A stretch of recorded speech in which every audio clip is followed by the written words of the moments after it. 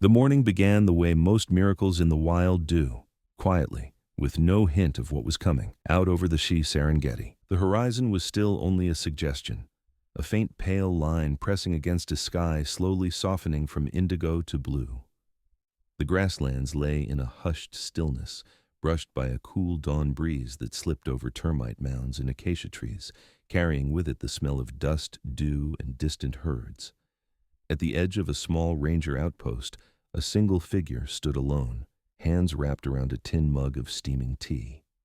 Jonas Okello had been a ranger for longer than many of the younger staff had been alive. At 62, his shoulders had bowed slightly under the slow, steady weight of years, but there was a patient steadiness in his movements, like a tree that had survived many seasons of wind and yet still held its ground. His skin was dark and lined like weathered bark, and his eyes, deep and thoughtful, seemed to carry entire landscapes inside them. He was a man of silence and routines. Every day, before the radios crackled to life and the jeeps rolled out, Jonas stood in the same spot beside the outpost fence, facing the east. He breathed in the morning air and let the soft colors of sunrise seep into him. Out here, in this vast world of lion tracks and elephant trails, he felt the presence of those he'd lost, the wife taken by illness, the son taken by the city's distant dangers. Their absence had driven him deeper into the wild, where grief blurred slowly into purpose. He sipped his tea and listened. Out across the plains, the first sounds of waking life rose, the distant grumble of wildebeest moving like a dark river over the grass, the caw of hornbills, the soft bark of a zebra foal calling for its mother. Far off, a lion roared, a deep rolling sound that vibrated in the air and in Jonas's chest. He knew that voice. He smiled faintly, the expression barely bending his lips. It was still out there. For almost 8 years, Jonas had known a particular lioness, a powerful female from one of the resident prides that roamed the territories near his outpost. He had watched her rise from lanky, curious subadult to confident huntress to mother. She had a distinct scar across her nose, a pale line that cut diagonally across her golden face like a streak of lightning.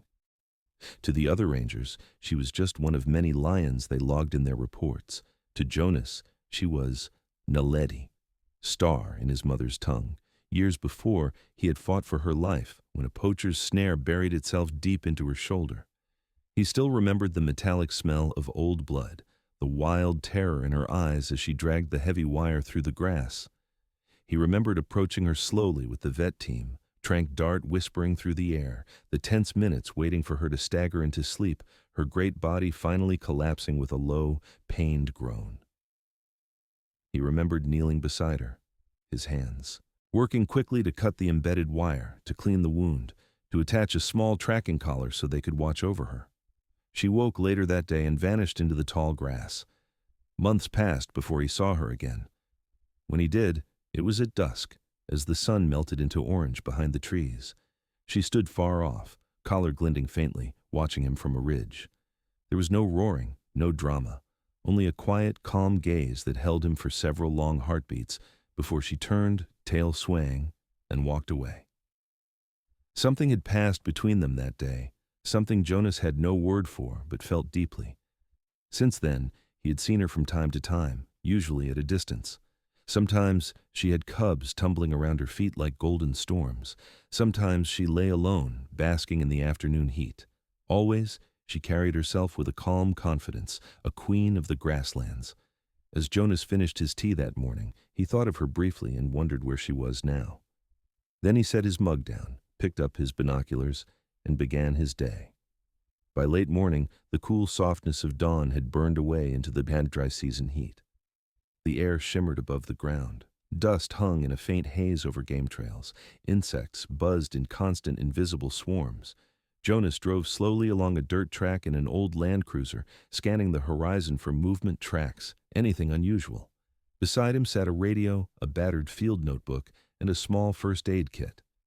In the back, coiled neatly, was a length of rope, a few blankets, and the weighty silver case that contained the tranquilizer darts and vet equipment they used when an animal was severely injured. The Land Cruiser rattled as it rolled over a dried-out rut.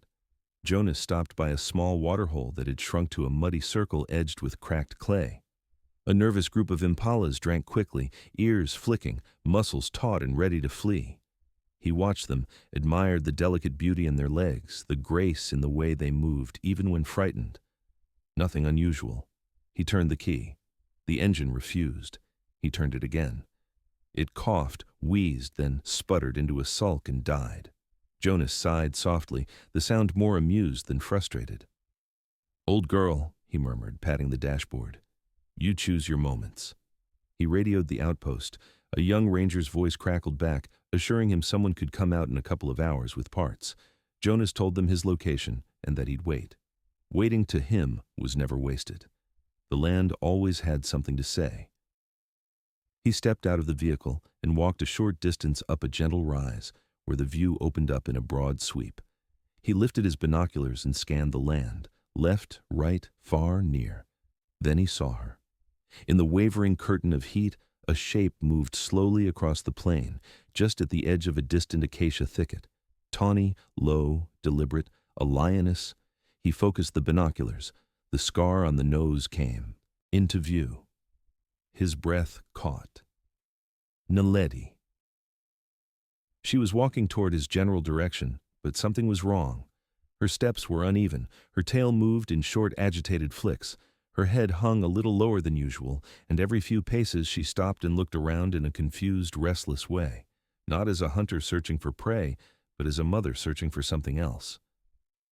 Jonas lowered the binoculars, his heart tightening. An uneasy feeling crept into his chest. He watched as she continued moving, not stealthy at all. At one point, she let out a low, throaty call, a short, strained sound, almost a roar, but not quite. It had a gravelly edge of anxiety. She was looking for help. There wasn't a thought Jonas formed lightly. It rose from somewhere deep, born from years of watching animals behave in ways that defied simple explanation. He had seen elephants return to the bones of their dead. He had seen a leopard sit for hours beside a dying sibling. He had seen a giraffe stand between her calf and a pride of lions, long after she must have sensed the inevitability of the outcome. He didn't assign human words to them, but he recognized emotion when he saw it. Naledi's restlessness spoke loudly. Without taking his eyes off her, Jonas started down the rise toward the vehicle. It was safer to stay near the land cruiser, he knew. Everyone was trained never to approach big predators on foot unless absolutely necessary. Yet, his feet kept moving. Naledi saw him. Her head jerked up.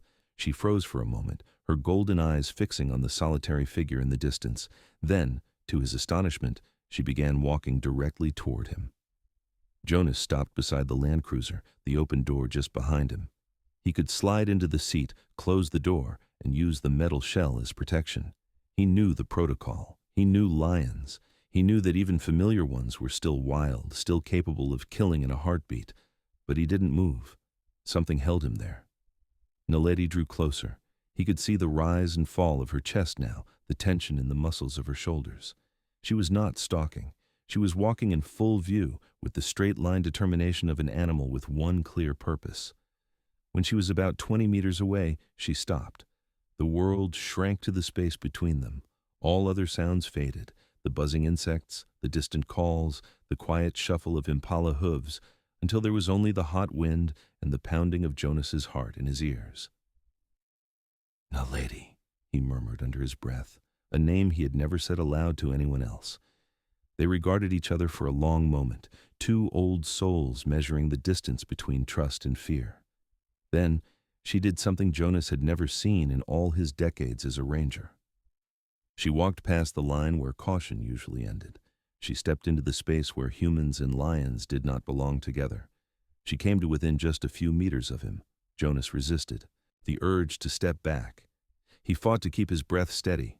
Her smell reached him, a mix of sun-warmed fur, dust, and something wild and musky. Her eyes, bright and alive, were not the eyes of a predator about to strike. They were the eyes of a mother on the edge of desperation. She made a low chuffing sound, somewhere between a growl and a cough. Then she moved closer, so close he could see the individual whiskers on her muzzle. Jonas felt a tremor run through his hands. He kept them at his side, fingers open, making no sudden movements. Naledi lifted her head, looked him full in the face, and then, gently, she closed her jaws around the cuff of his sleeve. The pressure of her teeth was unmistakable. He could feel their strength, the latent power there, the vast difference between a gentle grip and a fatal one. She tugged, not hard enough to pull him off his feet, but with a clear, insistent pull. Jonas's breath caught. She was dragging him. Even as his body screamed for him to retreat, some deeper part of him understood. This wasn't an attack. She pulled once more, then released his sleeve and stepped away, looking back at him. Her body turned slightly in the direction of the distant acacia thicket. She took a few steps, paused, looked over her shoulder, waiting. Jonas swallowed. Every rule, every briefing, every warning he had ever given younger rangers echoed in his mind. Do not follow lions on foot. Do not close the distance. Do not assume familiarity equals safety. But then he saw it. Something in her posture, in the way her shoulders sagged, in the soft, rasping note in her throat. She needed him. He walked, slowly at first, one careful step, then another. She moved ahead, looking back frequently to make sure he followed. Every time he slowed, she paused, eyes on him, tail flicking impatiently. It was as if she'd decided, this man from the outpost, the one who cut the wire and eased the pain years ago, he would come. He must. They moved together across the open land, a gray-haired ranger in a faded green shirt and a scar-nosed lioness under the punishing noon sun. As they approached the thicket, Jonas noticed the way she angled her body, slightly guarding a particular direction. The acacias here grew in a tight cluster, their branches twisted, thorns long and sharp. At the heart of the thicket rose a small, rocky kopje, its base hidden by bushes and creepers. It was the perfect place for a den. She stopped near the edge and looked at him intently. Her ears flicked. She let out another low, expressive sound. Jonas's throat tightened. He sensed the boundary he was about to cross. He stepped carefully through the brush, taking care not to make loud noises, not to rush. The air under the trees was cooler, shaded, heavy with the smell of dry leaves and old earth. Ahead, among the rocks, he saw a dark opening, a shallow cave, partly concealed by roots and stones. Naledi moved ahead of him and slipped inside, her body disappearing into the darkness for a moment. A soft, faint mewl came from within.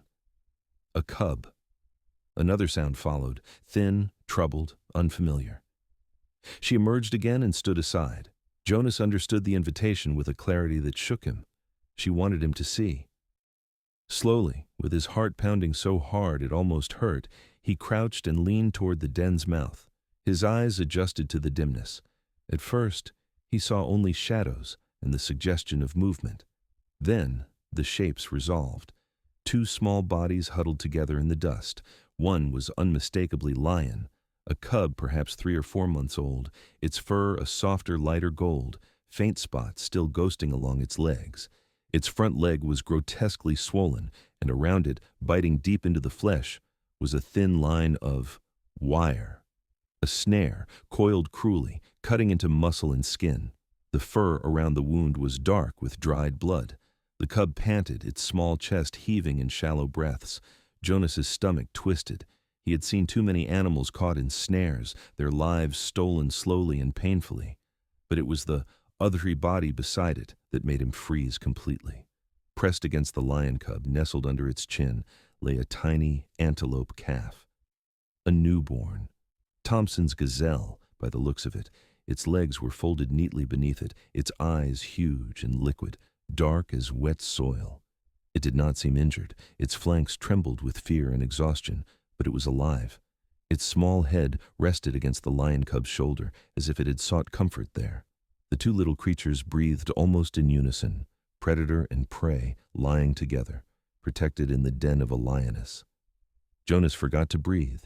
His entire understanding of the lines that nature drew, of hunter and hunted, of kill and survival, wavered, blurred. He knew such things had been seen before, isolated stories of lions adopting strange species, of mothers whose instincts overflowed their boundaries. Still, to stand here, inches away, invited by the lioness herself to witness this, it changed something fundamental inside him. Naledi moved beside him, her shoulder almost touching his. She could have blocked his view. She could have barred his entry. Instead, she stared down into the den with him, then turned her head slowly, looking directly into his eyes. There was a question there, a plea, a trust so raw it nearly broke him. Jonas found his voice, quiet and rough. "You want them helped," he whispered. "All of them." He backed away slowly, careful not to turn his back fully to her. Once he was clear of the entrance, he pulled out his radio with shaking hands. "Base, this is Jonas," he said, forcing calm into his voice. "I need the vet team at my coordinates, urgently. Lion cub in a den with a wire snare. Mother is calm, but we need to work fast." There was a short, stunned silence on the other end. "Copy that, Jonas," the young ranger replied. "We're on our way." While he waited, Jonas remained near the kopje, sitting on a warm rock within sight of the den, but not too close. Naledi paced, restless, moving between the entrance and the edge of the thicket, nerves showing in every flick of her tail. Once she approached him and stood there, chest rising and falling. He could feel the thunder of her anxiety like a pulse in the air. "I know," he murmured softly. "Help is coming." Minutes stretched. The sun burned overhead. Sweat trickled down his back. Every so often, a faint cry came from the den, each sound squeezing his heart tighter. At last, the distant rumble of a vehicle drifted through the heat. Naledi's head snapped up. She moved tensionally, eyes narrowing at the approaching dust trail. Jonas stood and walked a short distance toward the sound, raising his hand in greeting as the white veterinary truck came into view. Two people stepped out, a veterinarian, Dr. Amara, and a younger assistant, both in khaki, both carrying the weight of experience in their brisk, efficient movements. "Naledi?" Amara asked quietly as she joined Jonas. She had seen the Lioness before, treated her from afar through binoculars and dart rifle scopes. "She brought me," Jonas said simply. It was not a statement he expected many to understand, but Amara knew him well enough not to laugh. They discussed quickly, quietly, the angle of approach, the dart dosage, the risk to the antelope calf, the need to avoid causing Naledi more stress than necessary. The decision was made. They would tranquilize the Lioness from a distance, then work inside the den as fast and gently as possible. Jonas watched as Amara prepared the dart, her fingers practiced, precise. The soft thwip of the gun sent it whispering through the air. It struck Naledi on the flank. The Lioness startled, spun, let out a sharp, enraged roar. For a moment, Jonas's heart leaped into his throat. Then the drug began to work. Her movements slowed, her legs wobbled. She growled in protest, fighting the heaviness dragging her down. Jonas wanted to reach out, to steady her, to say something reassuring, but he stayed where he was. This was the hardest part of saving a wild animal, hurting them a little so you could save them a lot. Naledi sank to the ground, her great head resting on her paws, eyes blinking heavily before finally closing. Silence fell, heavy and loaded. They moved quickly. Inside the den it was cooler, the air thick and close. Jonas crawled in first, his body moving with care, honed by years of such work. Behind him, Amara passed the medical kit. The lion cub tried to pull away, but its injured leg refused to support it. Jonas spoke softly, using the same low, steady tone he used with frightened animals and grieving people. "Shh. I know, little one. It's all right. We're here. Your mother brought us." The antelope calf pressed itself as far back as it could, eyes rolling white, with fear. But when Jonas extended a gentle hand, it didn't bolt. There was nowhere to go. He laid his palm lightly against its side, feeling the rapid flutter of its heartbeat. "Amara," he said quietly, "you see this?" She crawled in beside him, her eyes widening at the sight of predator and prey curled together. "My God," she whispered under her breath, She's keeping it with her." There was no time for wonder, though it thrummed through them like electricity. Together, they worked on the cub. Amara cut the wire, hands steady, working quickly but never roughly. Jonas kept his fingers pressed gently on the cub's shoulder, murmuring to it. Once the snare was removed, they cleaned the wound with antiseptic and applied a broad-spectrum antibiotic. The cub whimpered weakly, but did not try to bite, as if some instinct recognized the pain was being taken away, not added. When they finished with the lion cub, they turned to the antelope. It had no visible wounds. Its body was thin but not skeletal. suggesting it had been recently lost or abandoned. Perhaps its mother had been killed by another predator. Perhaps it had simply strayed too close to Naledi, and something in her mother's heart had answered a call deeper than hunger.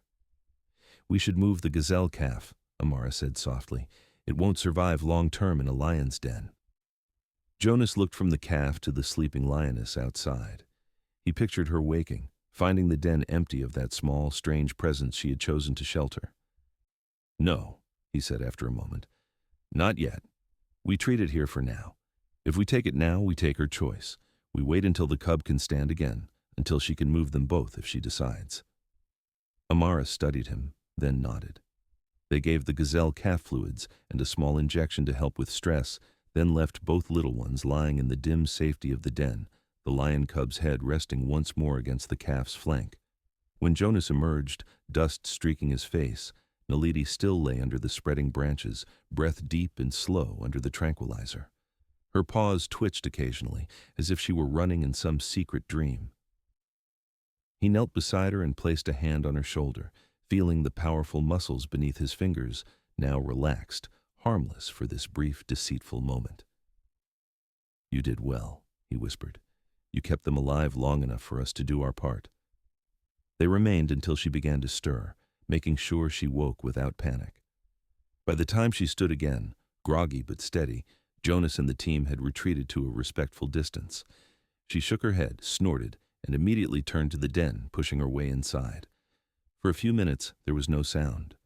Then a low, rumbling purr drifted out, followed by the soft mewling of the cub. Jonas closed his eyes. Relief washed over him in a tired, gentle wave. He went back every day after that. At first, he stayed, far back, just within sight. Naledi watched him, her gaze no longer anxious but vigilant, measuring. Once, he saw the antelope calf peer out from behind a rock, its ears flicking nervously. Naledi was lying beside it, one huge paw resting against the ground near its spindly legs. She did not chase it. She did not ignore it. She simply guarded. Over the weeks, the lion cub's limp grew less pronounced. The swelling in its leg went down. It began playing again, clumsy pounces on imaginary prey, tail twitching with earnest concentration. The antelope calf, whose presence still defied every simple story humans like to tell about nature, began to stand with more confidence, nibbling at bits of grass brought near the den entrance. The day came when Jonas knew they had to move the gazelle. By then, it could stand strongly and would soon be old enough that any accidental roughness from the lion cub could become deadly. Jonas arranged for a soft capture, a quiet net, gentle hands, a quick transfer to a small holding pen at the rehabilitation center back near the outpost. He stood outside the den as the team approached, his stomach tight. Naledi watched from a few meters away, her eyes sharp. She saw them take the calf, heard its frightened bleat. For a moment she rose, muscles tensing. Jonas stepped forward, placing himself between her and the others. He spoke not in Swahili, not in English, but in the steady cadence of his own heartbeat. "It's all right," he said, his voice barely above a whisper. "We're not stealing. We're continuing what you started." Naledi's lips curled for a second, showing a flash of teeth. Then she exhaled sharply through her nose and sat down, eyes burning into him, as if to say, "This trust has limits. Do not break it." They did not. The gazelle calf moved on to its next chapter, hand raised for a time, then carefully reintroduced to the safety of a protected herd. The lion cub remained with its mother, growing strong, learning to stalk, to listen, to read the wind.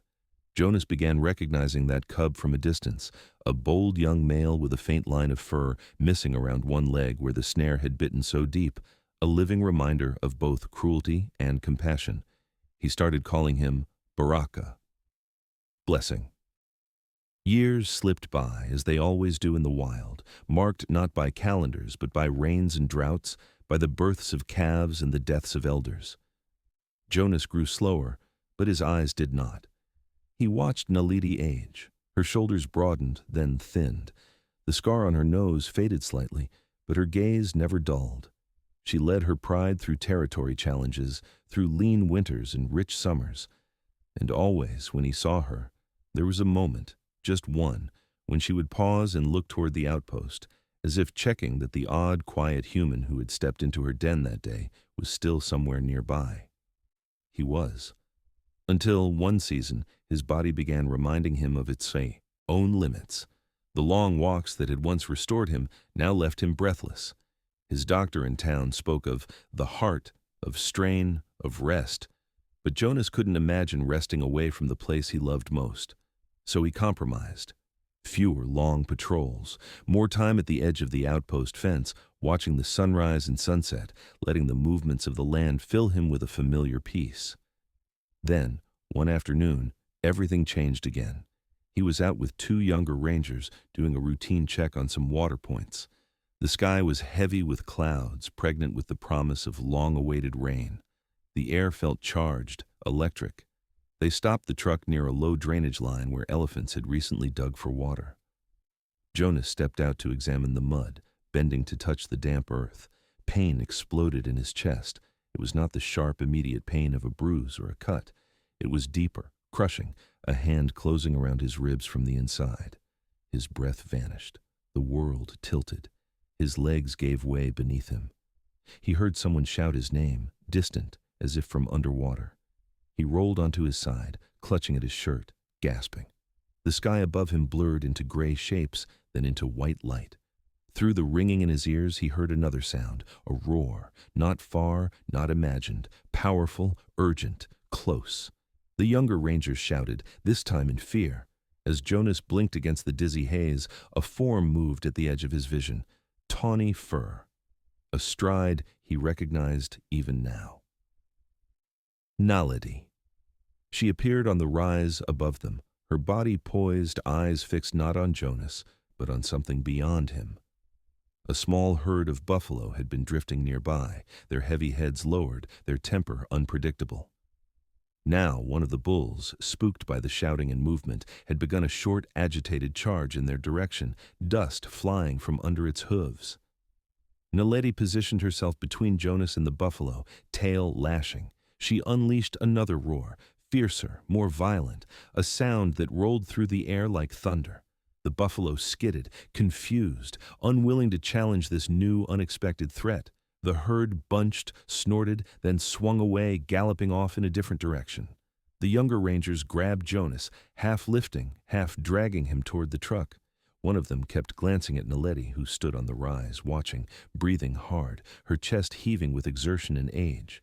For a moment, just before they loaded Jonas into the vehicle, his eyes met hers. In that blurred, pain-filled second, he didn't see a lioness. He saw the same presence that had tugged his sleeve years ago, the same wild heart that had shared her den, her cub, her impossible, miraculous choice to protect a fragile antelope instead of killing it. The same soul that had reached out beyond the invisible line between species and said, without words, "We are not enemies. We are two lives trying to keep others alive." His lips moved. "Thank you," he whispered, though he wasn't sure if any sound escaped. The world tilted again. Sirens of the heart. Darkness. He woke in a hospital bed days later, tubes in his arms, beeping machines standing guard over him. The doctors explained. Heart attack. Lucky timing. Good thing they got him in quickly. He nodded, listened, and felt the distance between this sterile, white room and the sunburnt grasslands like the distance between planets. When he finally returned to the outpost months later, weaker but stubbornly alive, he walked, very slowly, to his usual spot by the fence.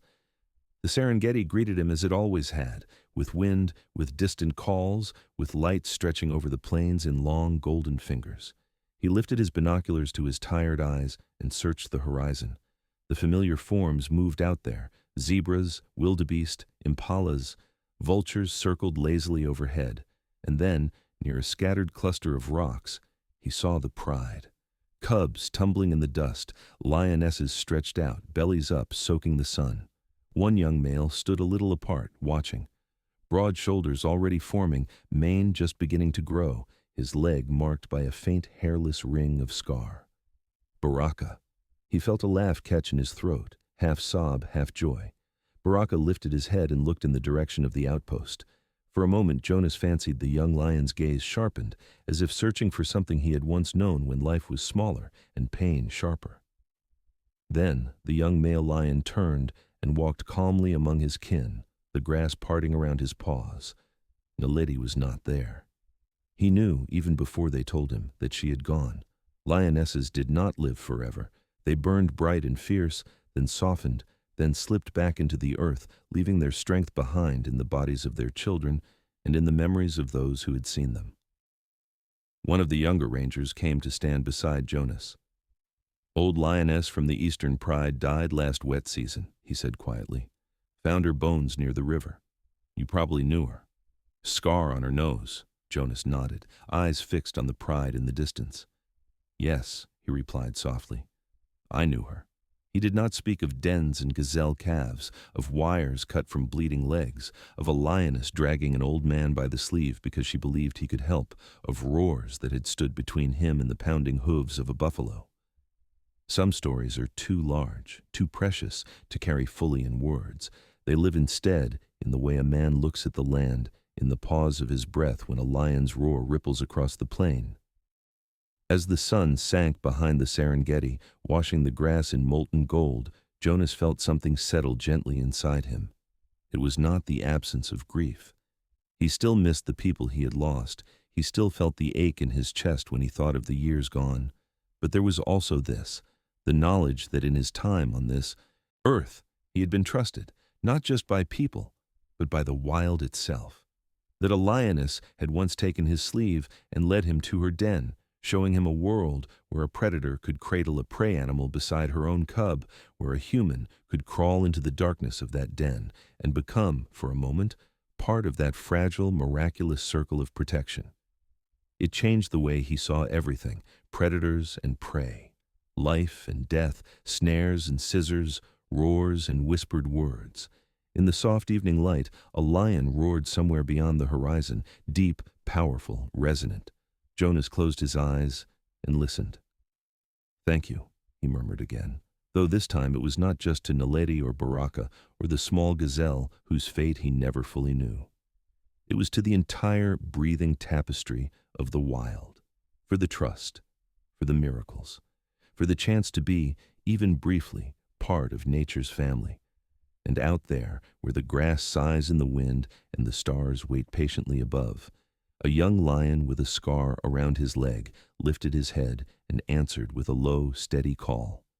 A reminder that the bond forged in a dark den years ago still echoed, still lived, in every breath both of them took. In that vast, ancient landscape, a ranger and a lion shared a story that no one had quite the right words for. But anyone who heard it understood one thing. Sometimes, when a lioness drags a human toward her den, she is not bringing him to his death. She is bringing him to the place where his heart will finally understand just how deep the bonds between species can go, and how one act of kindness can change everything.